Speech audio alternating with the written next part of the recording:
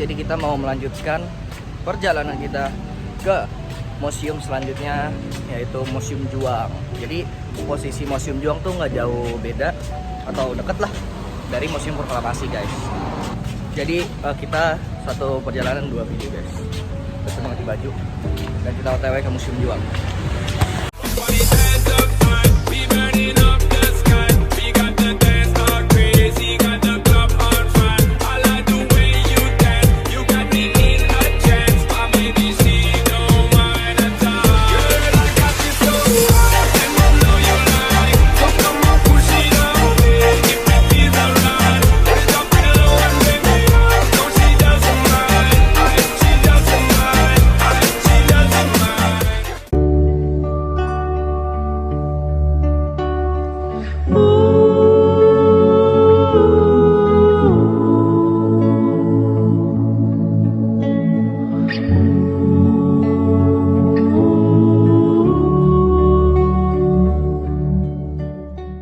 Jadi di sini kita sudah sampai di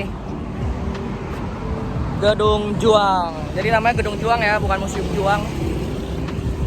Jadi langsung aja kita masuk ke dalamnya, kita lihat ada apa aja sih di dalam. Let's go.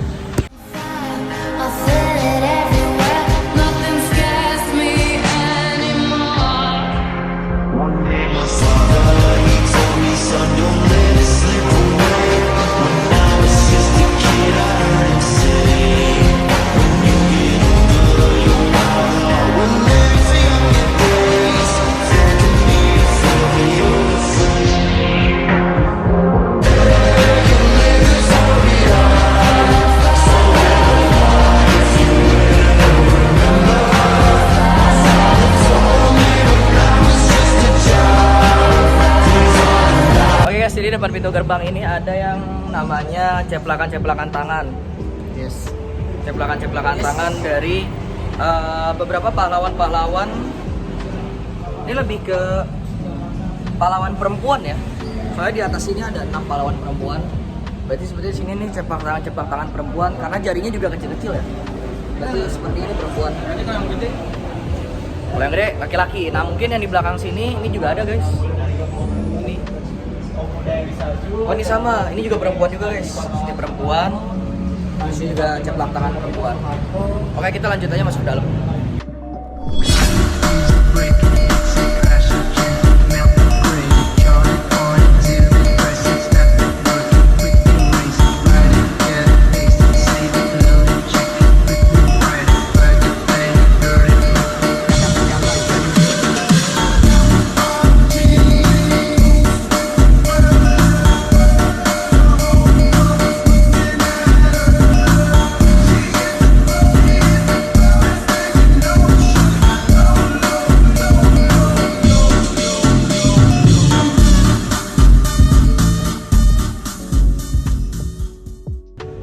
Jadi di sini ada Menteng 31 pada masa penjajahan Belanda, itu sekitar tahun 1930-an.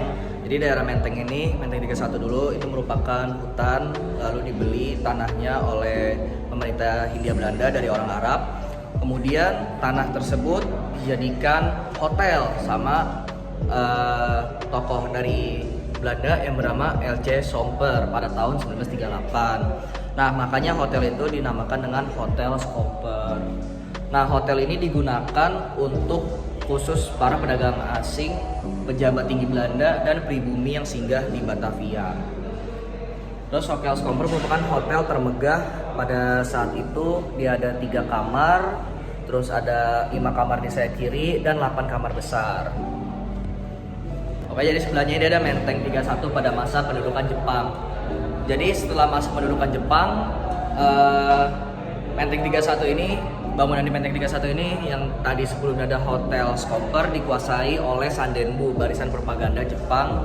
Terus pada Juli 1942, Menteng 31 ini diserahkan kepada pemuda Indonesia atas kerja keras para pemuda seperti ada Malik, Sukarni, Cero, Saleh, dan AM Hanafi.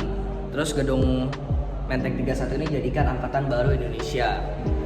Terus kemudian Menteng 31 ini menjadi markas dari Pusat Tenaga Rakyat atau Putra yang diketuai oleh Soekarno ya waktu pada saat itu. Didirikan pada tanggal 9 Maret 1943 oleh Badan Pertahanan Jepang untuk mewadahi dan mengendalikan kaum nasionalis.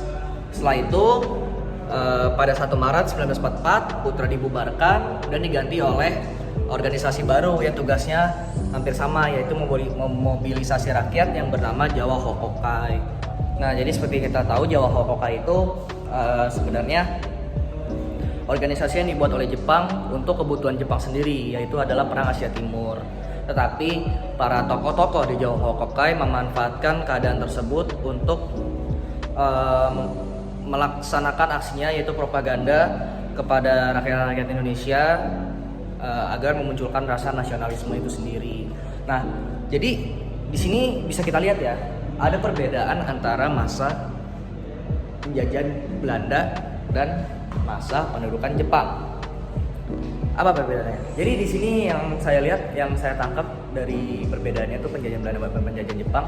Kalau penjajahan Belanda itu dia emang bener-bener kayak mereka nggak mau ngasih kepunyaan mereka ke rakyat Indonesia. Bisa kita lihat di sini, kalau di penjajahan Belanda, hotel ini digunakan khusus para pedagang asing, pejabat tinggi Belanda dan pribumi yang singgah di Batavia. Maksudnya kayak nggak diserahkan gitu loh, kayak benar-benar ya cuma buat Belanda gitu. Padahal kan Belanda ibaratnya yang menjajah gitu, yang negara aslinya ya Nusantara atau India atau si Indonesia itu sendiri. Nah, kalau di Jepang dia itu diserahkan, jadi Menteng 31 itu diserahkan, bukan direbut, malah ibaratnya diserahkan sama si Jepangnya itu sendiri gitu loh. Jadi ibaratnya tuh Jepang memfasilitasi pemuda-pemuda di Indonesia dengan terbentuklah Putra, Jawa Hokokai dan lain-lain gitu. Nah, jadi di sini pada Menteng 31 pada masa kemerdekaan, jadi pada masa kemerdekaan, pasca proklamasi kemerdekaan, para pemuda Menteng 31 melebur dengan Komitefan Aksi Revolusi Proklamasi. Nah, Komitefan Aksi apa sih? Jadi Komitefan Aksi itu terdiri dari para pemuda dan mahasiswa yang berasal dari Perapatan 10 dan Menteng 31. Jadi Komitefan Aksi ini juga yang mendorong Soekarno sama Muhammad Hatta untuk segera melakukan proklamasi. Makanya di sini sebutnya Komitefan Aksi Revolusi Proklamasi. Nah, terus dia itu berhasil merebut Menteng 31 dari Jawa Hokokai pada 23 Agustus 1945. Awalnya program Komitefan Aksi yaitu mendesak agar dibentuknya KNIP, Komite Nasional Indonesia Pusat, dan menjadikan pembela tanah air serta Heiho sebagai tentara rakyat Indonesia. Setelah PETA dibubarkan oleh Jepang, Komitefan Aksi berubah total programnya dan menyusun kekuatan pemuda bersenjata yang dipelopori oleh Angkatan Pemuda API di Menteng 31 yang kemudian melebur ke dalam organisasi bersenjata. Oke, segitu aja. Oke, jadi di sini cuma ada berbagai miniatur ya. Di sini ada miniatur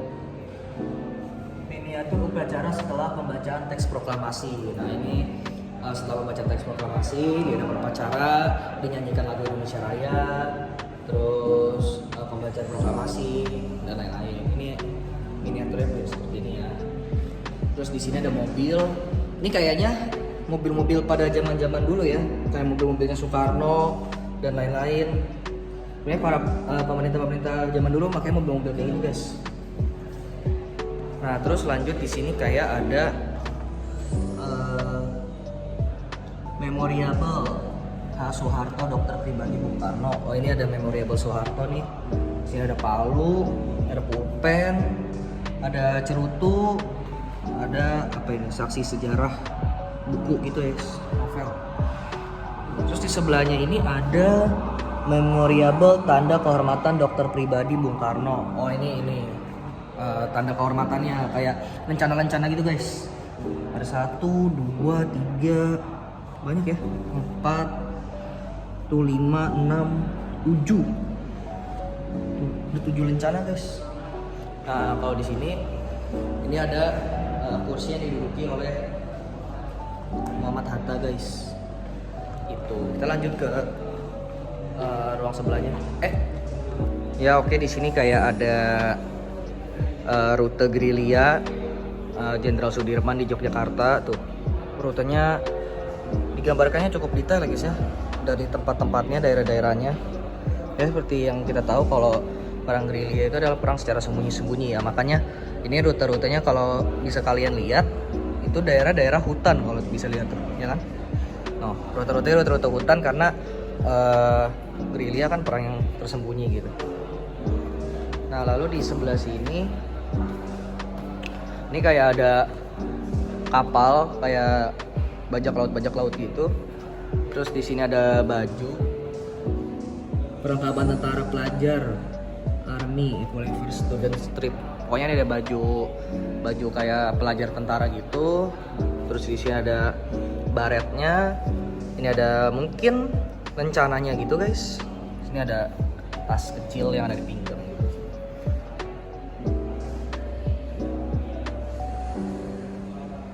Oke, jadi di sini ada sejarah tentang peta. Peta itu adalah pembela tanah air. Nah, di sini ada pembentukan tentaranya, sejarahnya. Jadi tentara sukarela pembela tanah air itu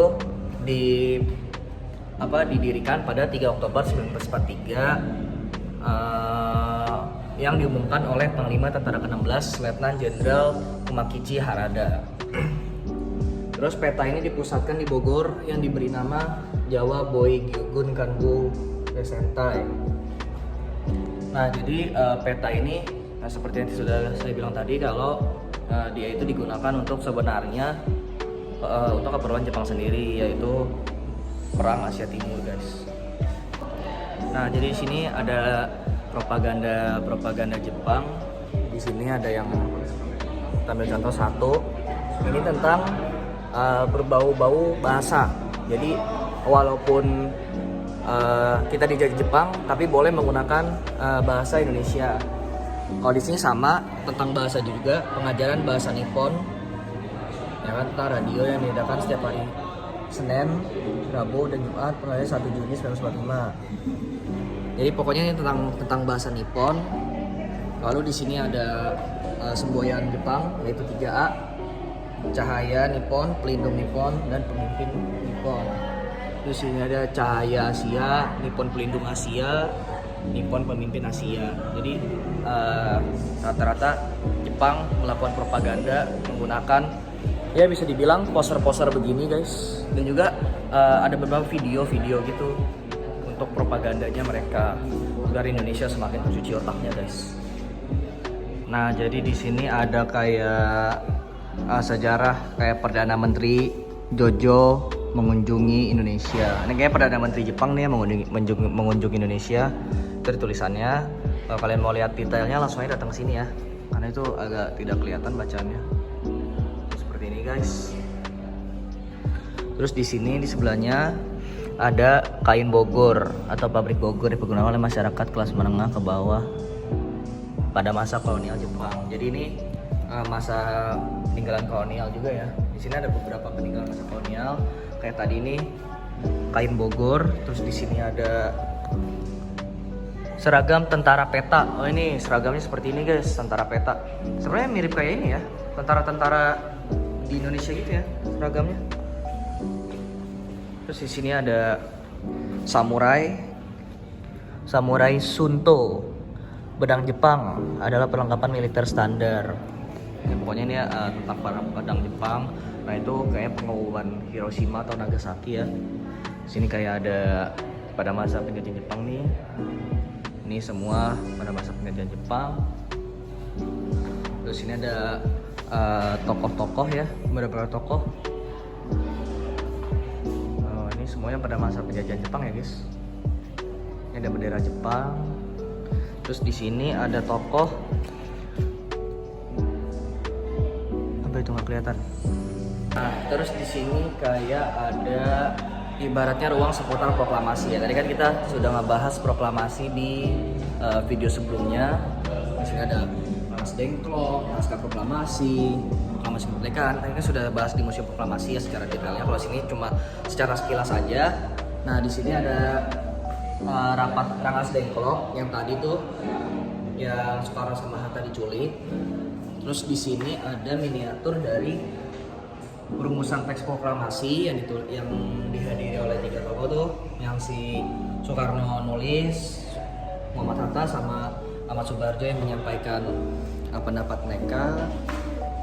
Terus di sini ada apel pemuda Menteng 31. Lagi di sini ada yang namanya Bung Karno sedang berpidato, guys. Berpidato di atas podium. Terus ini juga ada API Angkatan Pemuda Indonesia. Terus di sini ada turut berperan serta berjuang, ini wanita juga ikut berjuang, ini wanita ya guys ya. Oke guys, jadi di sini kayak ada tentang ini ya, peralatan pada saat perang. Di sini ada helmet ya, ada helmet. Terus di sini ada pedang standar tentara gini, pelajar Jawa tuh. Pelajar Jawa pakai pedang ginian guys, pisau sangkur, belati, pada pakai beginian ya dulu juga. Terus di sini ada kursi jati. Kursi jati yang dipakai oleh pejuang tentara pelajar. Pokoknya ada kursi. Terus di sini ada meja jati. Lalu di sini ada kayak senjata dan perlengkapan perang. Di sini ada belati. Di sini ada tanda kayak achievement gitu. Di sini ada helm militer tipe US. Oh, ini tipe US nih. Tipe US makanya gini. Ya sih, kalau kita lihat-lihat juga di US biasanya sekarang pakai helm kayak gini juga ya. Mirip. Terus ini ada kayak perlengkapan perang itu kayak ada tas, ada lencana, ada buku-buku. Di sini ada topi. Ini topi Nippon nih, topi Nippon gini. Terus ada kayak topi polisi gitu. Dan lencana, ini lencana ya. Banyak banget lencana ya guys. 1 2 3 4 5. Oke guys, di sini kita akan melakukan perjalanan balik dan ada 5M. Kita akan balik dulu guys. Sekian vlog dari kami. Assalamualaikum warahmatullahi wabarakatuh.